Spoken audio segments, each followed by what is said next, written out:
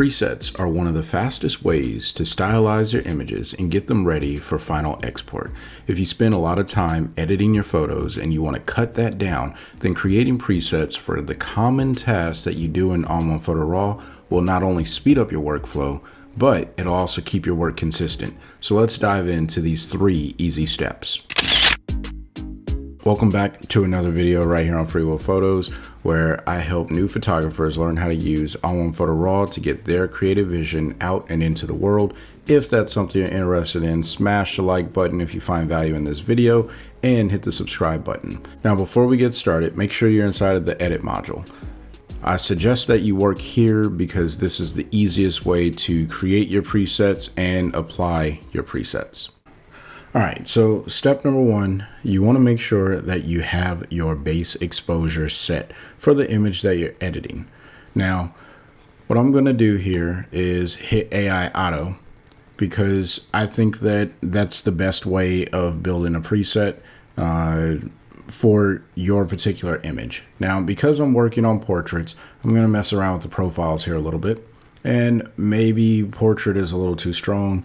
Vivid is a little too contrasty. Neutral might work. No, that's a little too flat. So I think for this instance, I'm going to go with standard. All right. This can always be changed later. Not a big deal. I'm just going to leave it on standard for this one, but you may want to put it on landscape or portrait based off of the effect that you're going for. Now I'm going to come over to the effects module. I'm going to hit add filter. Because I want to work on a black and white image, I'm going to hit black and white. And this is where you start to build your own style, right?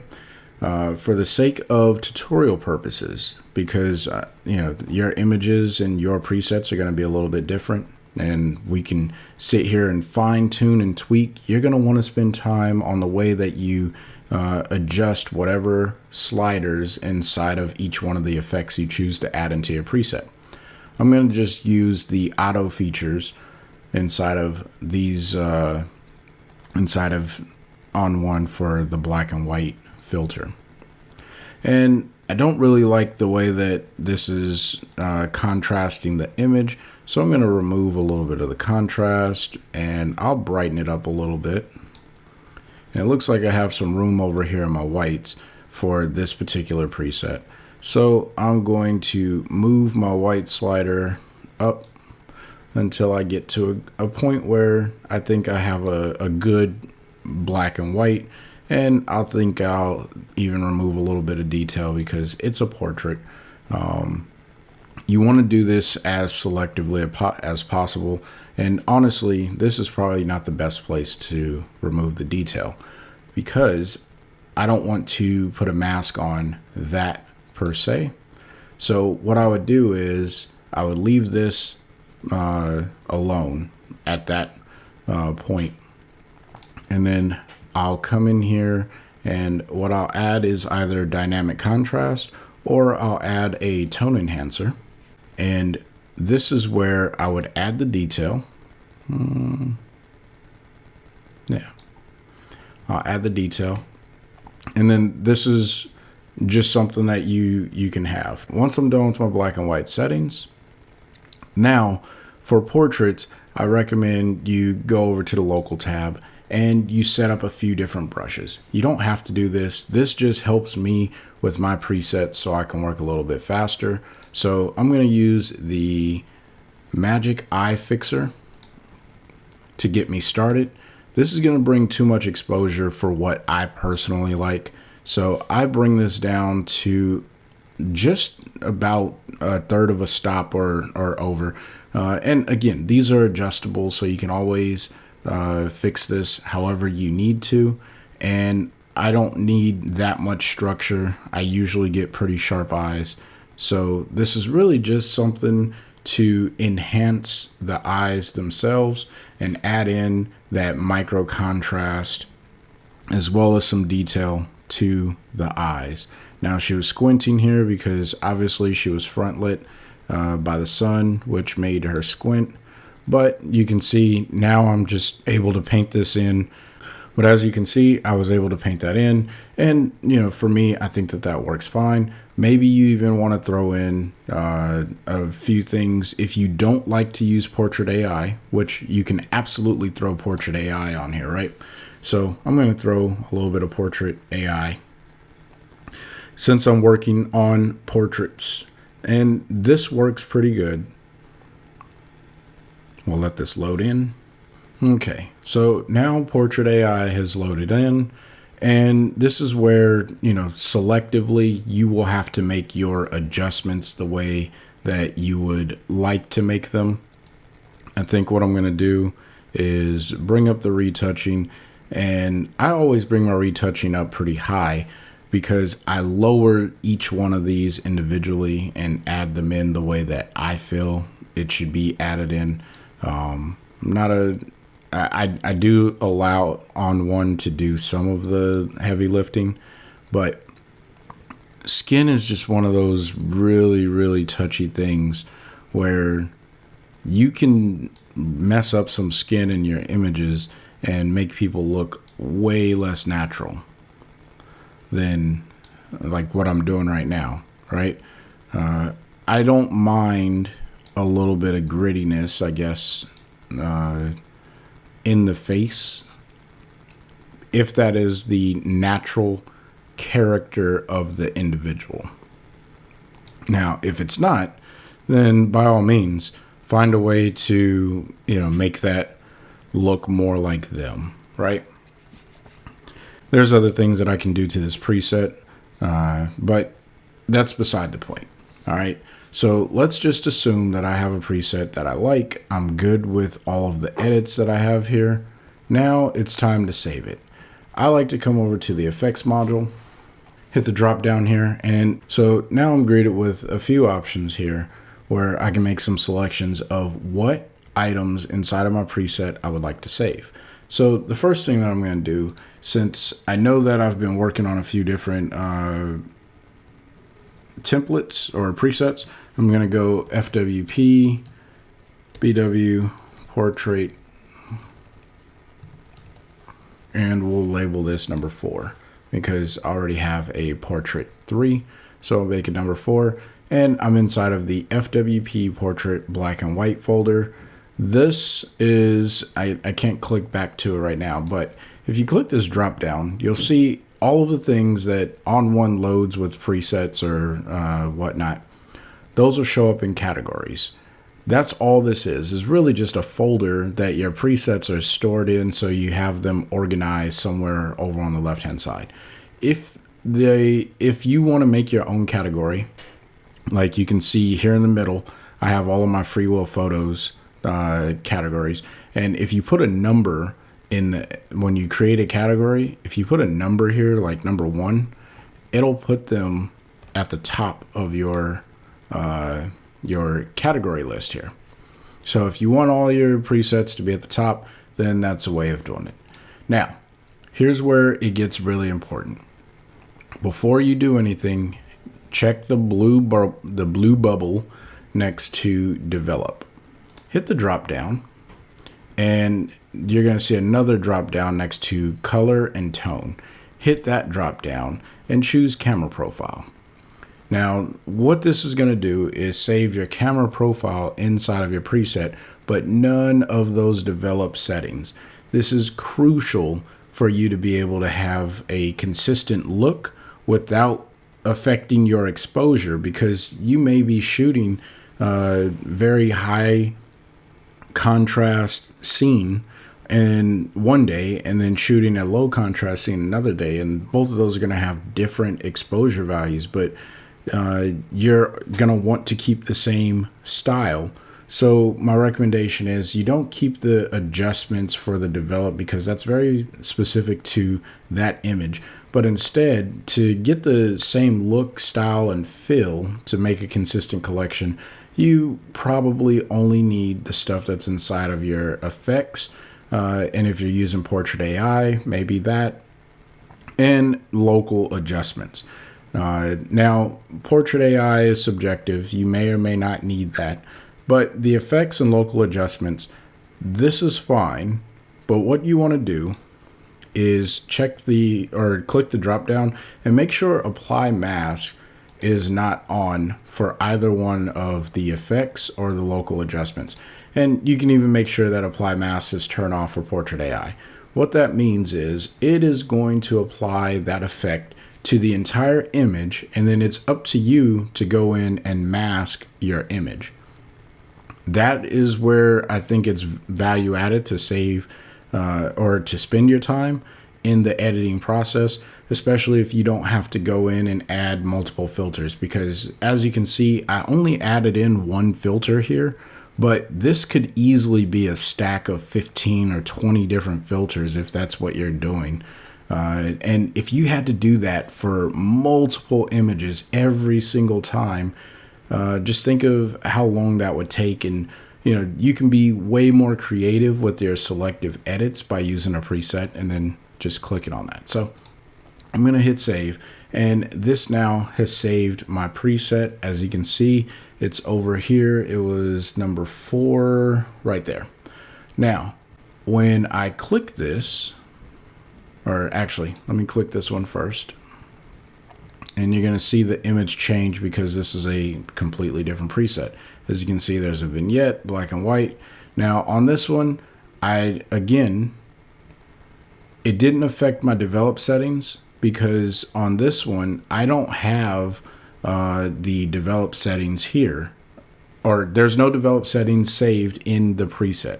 I don't save develop settings in my presets. So when I click on one, you're going to see that none of these are going to, or none of this information should change. It's only going to be the information under the effects module.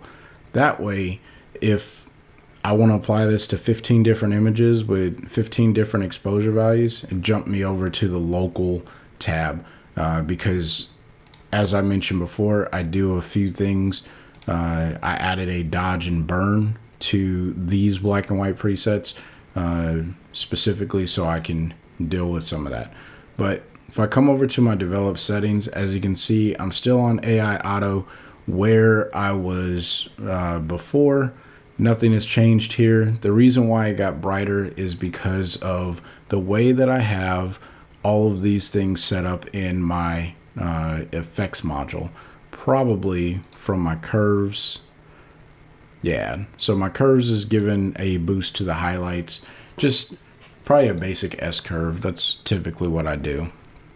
Yeah, but I got some cranked up highlights over there. So that's why you're seeing the exposure change. That may or may not be something that you want, but you see how easy I can turn that off. I can tune it down, whatever. Moral of the story, you want to make sure that whenever you save your presets, that you do not save develop settings. This will make your presets harder to work with because you're not going to know what you're going to get when you click on it as far as affecting your exposure.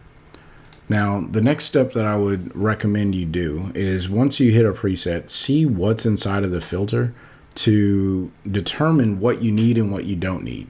Now, I turned off the vignette on this one because I didn't need this in the actual photo initially, like as soon as I turn it on. I usually leave my vignettes turned off because I like to move my vignettes around. And if I have the subject over here, but my vignette is placed over there, it's just a little bit distracting when it turns on, or when I turn on the preset originally. So recommend that you keep your vignettes off. Now, dynamic contrast, again, you can go in and selectively add where this goes because right now it's global. So I can literally come in here, hit invert, and it's a pretty low opacity. And as you can see, the image got soft really, really fast. Shift X, and now I can paint in where I want that contrast to be very precisely. And I think that that's all good. And then I'll even increase this a tad, put it in her hair because those are areas of smaller detail. And that's okay, you know. We'll just throw some contrast all in there. And look at that. I'm done with this photo particularly, and it didn't take very much time for me to make the edits, and hopefully it won't take you much time to make your edits. So if you found this video helpful, please don't forget to smash the like button. If you're not already, sign up for the email list so you can get presets as I release them. Now, I've been working on a lot of presets over here. All right. They're not all ready for release. Actually, none of them are ready for release. But as you can see over here with these little gray icons with the level meters or whatever you want to call them, these are presets that I've been working on from developed presets. So specifically for the EOS R and the Canon R6, to get the tones the way that I want them, I've been working on some calibration effects. So if I were to click this, it's going to reset all of what I have here. And as you can see, I have some effects in here. It doesn't do the best job for this particular image, just because I had some exposure challenges. But again, as you can see, now AI auto is still checked because that's what I had checked before. I'm going to hit manual and just bring that back to the base exposure. This is a very close start to the way that I like my tones in my images, which is why I have all of these effects the way that they are. This is similar to calibration control inside of Lightroom, or at least that's what I was trying to mimic with all of these different things, as well as just some base noise reduction and sharpening. Very, very small amounts. But again, these aren't done yet. I'm still testing and tweaking just to see where I need this to go. And then eventually it'll be released. So if you happen to have a Canon EOS R or a Canon R6 and you want something that's similar to Nikon tones, that's what I'm trying to emulate here. I compare these to some of my older Nikon images, and the base exposure from the RAW versus the base exposure from the RAW of the Canon R6 and the EOS R. I compare that to my D610, my D5200, and the D3400. Now, I understand that two of those cameras are crop sensor, but the tone and the color science is what I'm really going for, and I'm just trying to emulate that the best I can. So every time that I upload an image into ON1, I can start with that base model of the preset, and then if I wanted to add another version of a preset on top of it, so maybe we want to throw in this color grade, I guess, after I've already tweaked all the colors the way that I want. One of the cool things that you can do is you can stack presets.